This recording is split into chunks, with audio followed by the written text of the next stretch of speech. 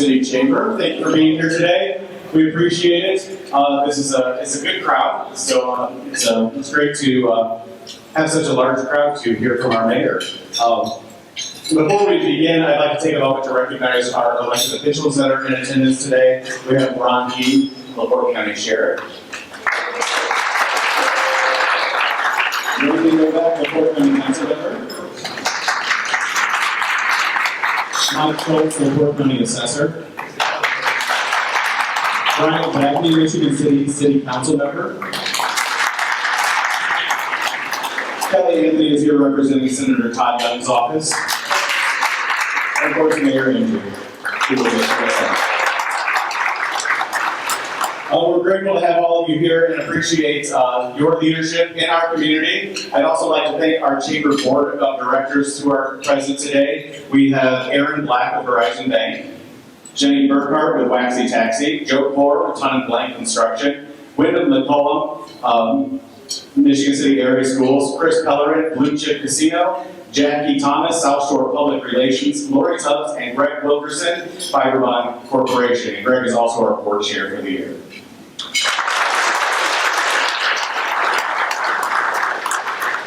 A special thanks to Jimenez Corporation, our luncheon sponsor today, for their support in making today's event possible. I'd like to invite Doug Tims from Jimenez to come forward and give us a brief welcome. Good afternoon, everyone. My name is Doug Tims. I am the program manager for Jimenez Community Partners. At our table with some of my colleagues for some of the services that we provide. We provide services such as community partners, as I stated. We are funded through the Department of Child Services to help families achieve stability. We have our older youth services, our Fathers Initiative program, our Workforce Innovations Opportunity Act for youth. So we have a lot of agencies and departments that we utilize to help families out in the social services arena. And again, we thank you for allowing us to sponsor. We hope you all are having a great time, and we look forward to hearing from our mayor.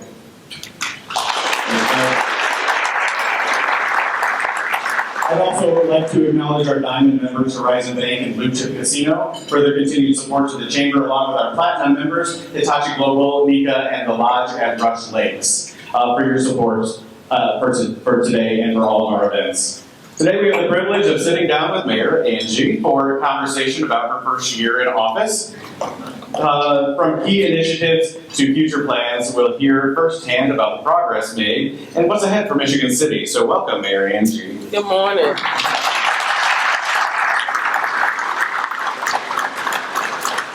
Well, good afternoon, everybody. Thank you for having me. So I know it was a busy day today. You gave your State of the City address already this morning. So tell us, can you give us a couple highlights from what you talked about today? Go watch the video. No, Go watch the video. No, first of all, thank you for having me, Jimenez, for sponsoring the lunch. We had 3 meets today. That was awesome. And my team, employees from Michigan City, if you would stand, please. All of our Michigan City folks, please stand.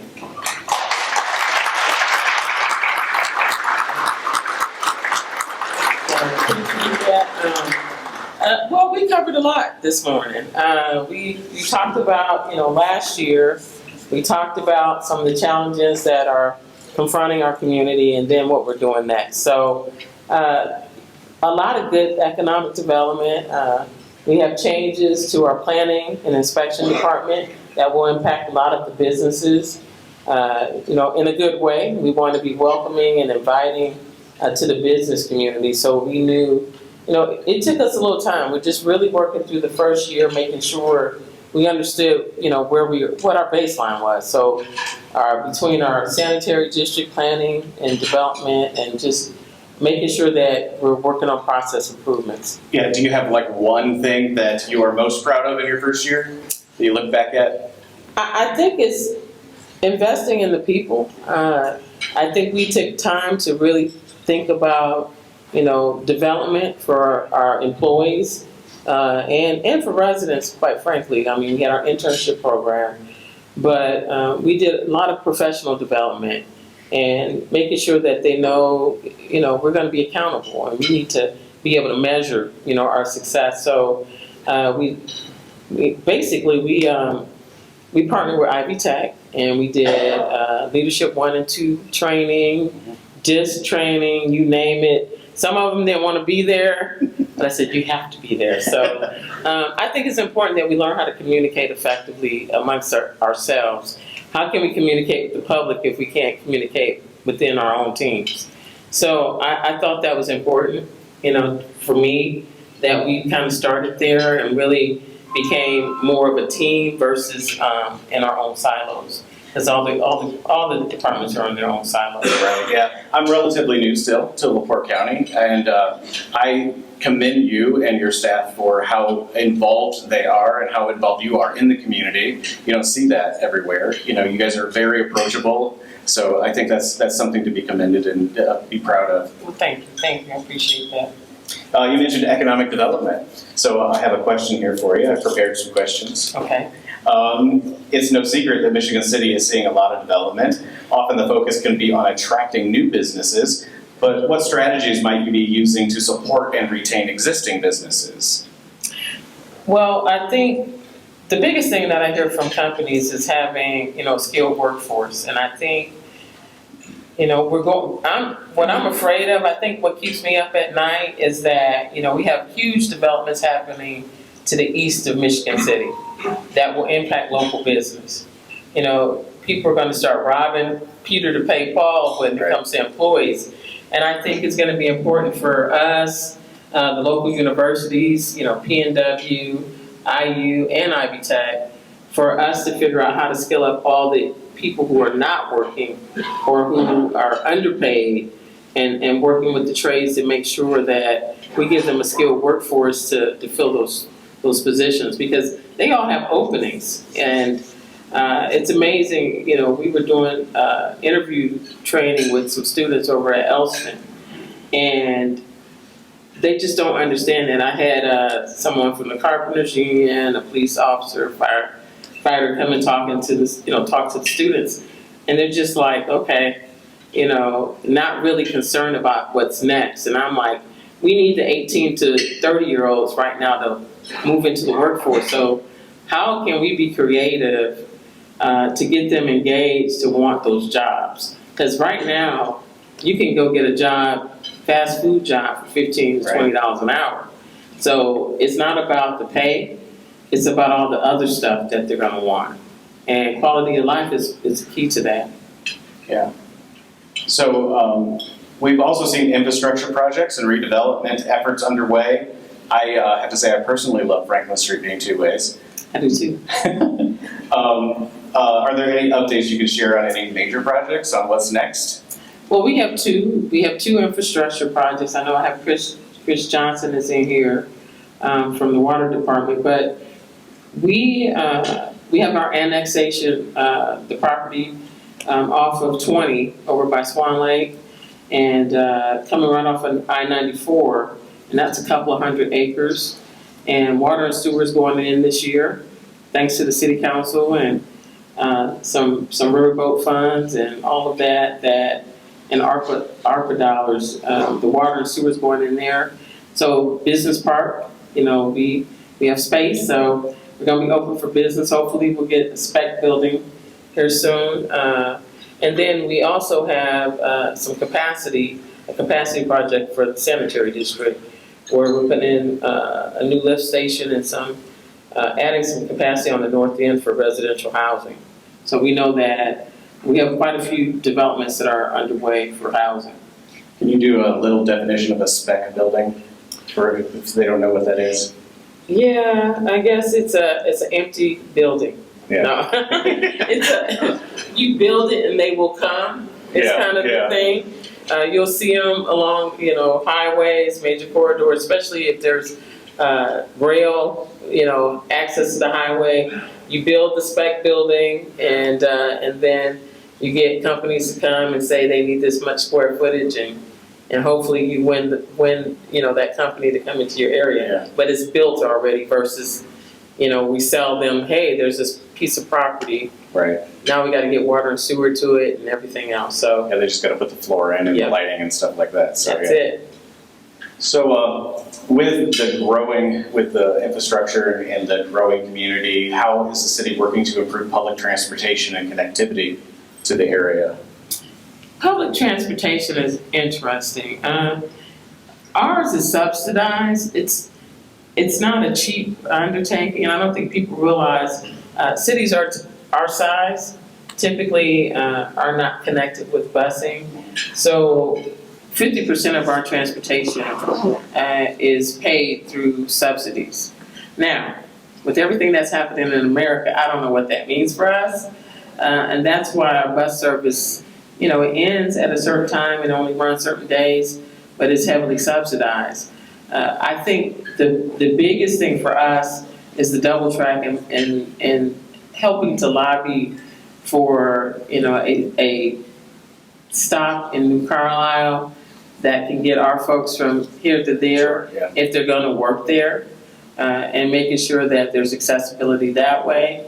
I know that Michigan City is a part of the Gift Aid money that was given to the region for our cultural trail from the train station to connect, people to the national park and to the lakefront.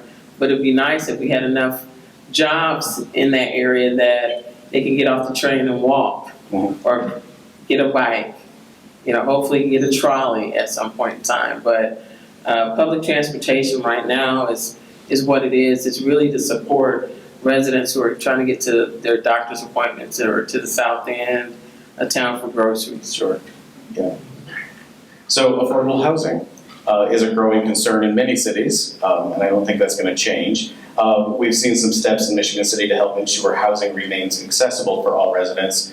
Can you give us any updates on these projects and initiatives that the city is working on? I think we're still in the infant stage of affordable housing. I think the other Gift Aid grant that was received from to the Unity Foundation, I know Jamie's in here, shout out to Unity Foundation. We are focusing on infill housing, affordable and workforce housing.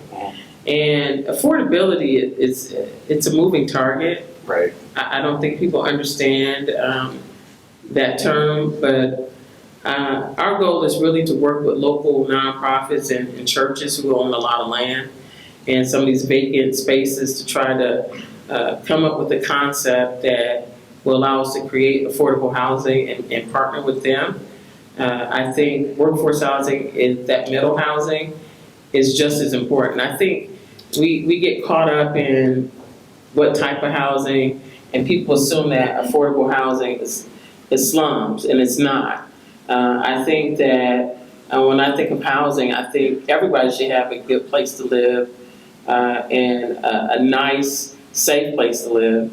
And I think it's just the way how we get there. And we're still early in that. I know we have our Singing Sand Suites that's going to be on Michigan Boulevard and 8th Street, that we got some utility work to do there, but that's part of the Gift Aid dollars that will help us get those utilities moved so that we can move forward with that project. Great. So with tourism playing a vital role in the economy here, how can local businesses better collaborate with the city to attract more visitors? That's an interesting question. Because I received some interesting data from the Tourism Bureau, from the CBB, and we have about 13.8 million visitors a year, about 2.5 unique visitors, which is, for a city our size, that's huge. I think we could do a better job of promoting our restaurants in downtown. One of the things that we're talking about is a restaurant week, and as we have an opportunity, I'll call it that, with us having liquor licenses in our Riverfront District and now Adora. I think there's some ways for us to raise money to help market better downtown, and not just downtown, but all of our restaurants. And we want to make sure that they thrive when there aren't visitors. I'm finding more that restaurants have more. I think this last year we see more people coming in to eat during the off season Right, now, yeah. which is a good thing. But I think we could do more as a city to promote that, and we'll work with CBB on that. But it's really that October through May time period Yeah. that I think we need to focus on so that they can thrive. But that's going to require us having some conversations with them as well. Yeah, I think the chamber would probably get involved with that as well to support the downtown businesses and restaurants. As you look ahead, what's the biggest challenges facing Michigan City, and how can the business community help address those? Be patient with us on this permitting process. We are, we've restructured the planning and inspection department. That's going to take a little time. We just launched our cloud permit software this past week. So we have to work the bugs and the kinks out. Also trash. I talked about trash a lot today. But I think it's important that the city's clean, and anything that the businesses can do as we start doing cleanups and promoting that to support that would be helpful for everybody. Right now, I'm like, we got to come up with some program to stop illegal dumping, and I see the sheriff is here. I'm going to have to lock some folks up about this because they don't think we're for real, and I'm for real about it this year. So, but I think that is probably one of the biggest things for us is just basic services and just making sure that we clean up our own processes first for us to be better partners with the business community. Sure. And for those who want to get more involved and support your vision, what's the best way for community members and business community members to engage with city leadership? Where do they start? Well, if you live here locally, join a board or commission. We have a bunch of town hall meetings coming up throughout the year. That's another way. Get involved in the chamber. That's another way. But just making sure your voices are heard. I think, we're people. We live here. All the elected officials live in the space. We all, go to churches here locally. We shop at the same places. I'm pretty approachable. Somebody today said, "Oh, I was scary," and I said, "What? I'm not scary." I laughed. I was like, "Are you joking or are you for real?" But but that's really what it takes. Get involved. If you're not on a board, almost every organization has committees. Right. Whether it's United Way or Salvation Army or whatever organization. I think the more that people give and the more that they see our employees out giving, the easier it is for them to approach us on an issue. One thing I will say though, let me be clear. I have to say this because I've told our team this. The loudest voices don't get heard, we're not giving preference to the loudest people because it's inefficient. It's inefficient for my folks to be out working and because somebody's screaming the loudest, we stop what we're doing to go handle it. And I think that has been the number one occurrence that has happened previously. It's like, well, I know her or I know them, and they'll just make a phone call, and I'm like, no, we can't do that. That's not efficient in any way, So be patient. That we have some newer people. I'm proud of the fact that we've promoted quite a few people and moved people around to different positions over the last year. A lot of times people come into city government and they're stuck in one position, and we've tried to do our best to, promote within and move people around for different opportunities. Yeah, so I have a couple questions here that are a little more fun, I guess I'll use that word. All right. We'll see. Everyone needs a break. What's your go-to way to unwind after a long day of being mayor? Lately, not a whole, TV has been interesting. If you like Zero Day and Paradise, and I try not to watch so much TV because we like sports, but lately it's been a lot of TV, which is it's not normal, but I find myself binge watching things until 2 a.m. and I'm like, oh, tomorrow I gotta go in. Oh God. But the things I really love to do that I didn't get a chance to do over the last year was really, I didn't do a garden last year.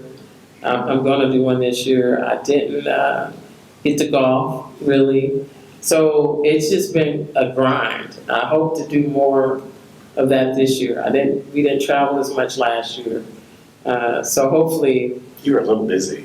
Yeah, well, yes, but I think that now that team is starting to come and, to be put in place and I don't have to be in day-to-day operations at the sanitary district and all of that, I hope to be able to do more things for myself. My daughter, our youngest daughter, is getting her master's in May, and so hopefully to do some travel this year. Cool. So if we check your coffee order, what does Mayor Angie run on? My mom makes a pot of coffee every morning, and so typically I drink 1 or 2 cups before I leave with just cream. No sugar, no anything. I agree. And but if my team brings coffee, I get caramel macchiato with blonde espresso since they're paying. Write that down, everyone. So, write that down. If you want to drop a caramel macchiato, grande or venti with blonde espresso, that's my go-to. There we go. Outside of Folgers original. Yeah. Or black silk Folgers. Okay, yeah. So what's your favorite hidden gem or must-visit spot in Michigan City that more people need to know about? So there are a lot of them. I think that now that Billy's open again, Saigon out there on 212. I was there the other day, it was so good. I love them, but I rotate. I rotate between Ritz Club, Fiddlehead, Leeds. I'm at Farina's, but definitely Billy's open. We've been waiting on him. He's been closed for over a year. Those are my regular go-tos, and then Galveston, we go there once a month on a regular. So we hit just about everybody on a regular basis. So it's not one favorite. I just been waiting on Billy because he has the best pad thai, So you have to get the one with the kitchen sink with everything in it. But those are great places. Our local restaurants are awesome. I mean, all of our coffee shops, but those are probably that's the big, right now, Billy's at the top of mine right now. That's a good one. That's a good one at the top of the list. So would you entertain any questions from the audience today? Sure. Does anybody have any questions for the mayor? Make it easy now. Close down that clock. It'll be easy. Of course, he'll. Yeah, but an easy one, but maybe a little bit more of a challenge. 2 questions, if you would. One would be, I think you've got an event coming up in a couple of weeks. You may want to give a little plug for that. Secondly, your support of the arts and the importance of the arts in our community. Well, for the arts, I've always been involved with the Levesque Center for the Arts. It's holds a special place in my life anyway. My kids' birthdays, when I was laid off some years ago, my daughter received a scholarship to go to summer camp, and so I think it's important to know that the arts are in the neighborhoods, and that. Several years ago, they had a focus group, and then they started doing arts in the park.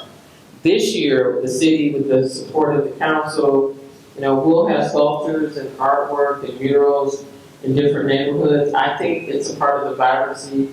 It creates pride in neighborhoods, so I think it's important. So we will always make sure that's a priority for the city. I think it's a part of economic development.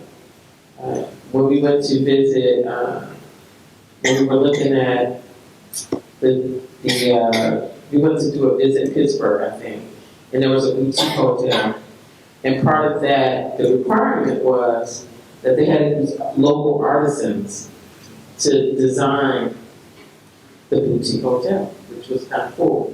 I think we should do more of that, those kind of things when it comes to development.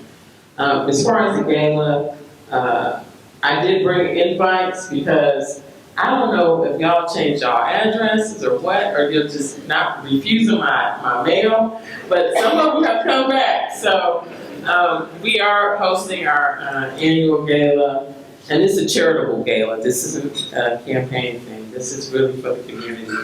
On April 11th, we had it here last year. We gave out over $100,000 to local youth organizations.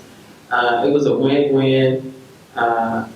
This year is about neighborhoods and still about the youth. I think keeping people engaged in neighborhoods reduces crime. I think it keeps people outdoors. I think it helps us with our health and wellness, our mental capacity. I think being outdoors and really doing neighborhood work is important. So we would love to see you all there. It was sold out last year. It's a packed event. This year we have a violinist, and we have the Together Band, so it's going to be a nice event this evening on April 11th. So it's a Friday night, so get your paycheck and come on. And come on. I'll be ordering tickets today. Right. Oh, and in addition, too, I do want to say that many of you may not have heard of our destination playground at Fetters Alley, but we're in the middle of a capital campaign for that. And $25,000 of that is of the proceeds is a challenge match for the destination playground at Fetters Alley. So I got a little confused, so explain how the 25,000 works. If you give $1, $1 match. Yep, that's so correct. The 25,000. Dollar for dollar. Mm-hmm. You got $25,000 done. I can end it today.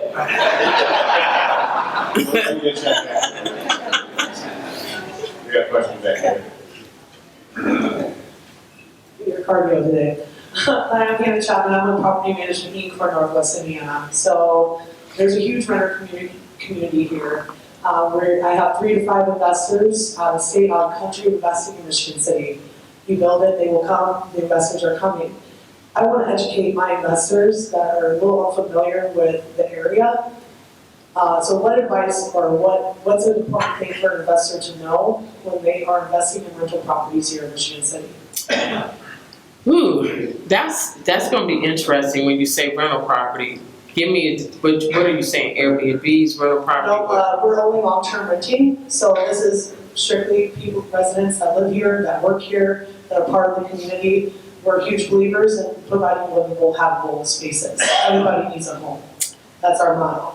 And I want to educate our investors on that. We want them to invest. We want them to put into this community. But ultimately, there's a little bit of misunderstanding. You can't put a high price tag on it and expect the community to buy that price. So I guess if you were to be talking to an investor today, and they're mainly doing duplexes, multifamily unit, that's the demographic here in terms of the property types that we're seeing in Michigan City. If you were standing in front of an investor investing in rental properties, they want to do it here, what would you say to them essentially? I would say, because if that's what they're really looking for, I would say that is our workforce housing that you're talking about. And I think we don't have a lot of it already. But I guess I have a growing concern because we've become an Airbnb community. And so that's why I asked you what type. Yeah, just long term, no short term. I hadn't thought about that as much as I probably should have, but if they're investing their money, I will say this, we have such a shortage, but we have amenities that nobody else has. And when I say amenities, who else has a lakefront like we do? Who else has a zoo like we do? Who else has direct access to a national park like we do? You know, we have a tremendous opportunity I know COVID changed how people commute, but us being an hour from Chicago on the South Shore is an amenity. So I would encourage them to look at it from a perspective of the growth that Michigan City is about to have. And that young people, and when I say young people, maybe not in age necessarily, but young people in their careers, they want amenities. My kids want Wi-Fi already. They want everything already done. So I would just suggest that whatever they do to invest, just understand we're in a spurt right now. So they need to get in while they can. Get in now, as a matter of fact. But I think we just offer different amenities than anybody else. I appreciate that. I like to educate our investors for long-term investing within Michigan City, not short-term, so I appreciate it. Thank you. Hi Angie. Hey. If Indiana were to legalize marijuana, could you and would you limit how many dispensaries are in Michigan City so that we don't end up with like Buffalo? Yes, I would limit, but no, we're not gonna get any. let me rephrase that. We missed the boat, y'all. So, from our house, it's probably 3 minutes to get to the state line, 3 to 5 minutes. And, you know, it's ridiculous the amount of dispensaries that they have. But also know that 40% of the buyers are Indiana residents, as our Representative Pressel, you know, he shared with us some numbers, either him or Senator Pohl. But we missed the boat, and I don't think, if we get it, it'll be 20, it'll be just like liquor on Sunday. It'll be like, by the time we get it, you know, nobody's gonna wanna buy it. So, you know, it's gonna be like, well, we can go to Michigan, I go to my regular, you know, so I just, I don't think it's gonna happen in our lifetime. Even if it did, we definitely, we would have to restrict it to local areas, probably like right there at the border that are within Michigan City, on the fringes, but not within the city. So yeah, I just don't see it happening. It's not even a concern I've ever thought about, because it's not going to happen. Okay. So is there anything anything else you want to say today that we haven't talked about? Anything you'd like to bring up? You know what? I think I will say some things that I think that I found interesting last year was the amount of, you know, people coming to visit the office and employees coming to visit, coming into City Hall. How many had never been in the mayor's office? That was probably one of the things that I found most interesting during my first year, is that just employees not having access. But you know, anytime someone comes to the office, come on back, and they're like, oh. But you know, I think that's, the City Hall is the people's hall, so I don't understand why that would be a thing, but it's been a good year. I love what I do, so that's been great. This is the best job I've ever had. I will say that. You wear it well. Well, I try to, but there's some days that are bad, but I mean, everybody. I will say this has been the most rewarding job I've ever had. That's great. We can tell that you enjoy it. So thank you for being here and talking with us today. You know, the chamber just rebranded, and so now we have chamber mugs. And so here is our first speaker mug. We just rebranded too. We got our new logo. We just unveiled it today, so thank you. I appreciate it. You're welcome. Let's give Mayor Angie a round of applause.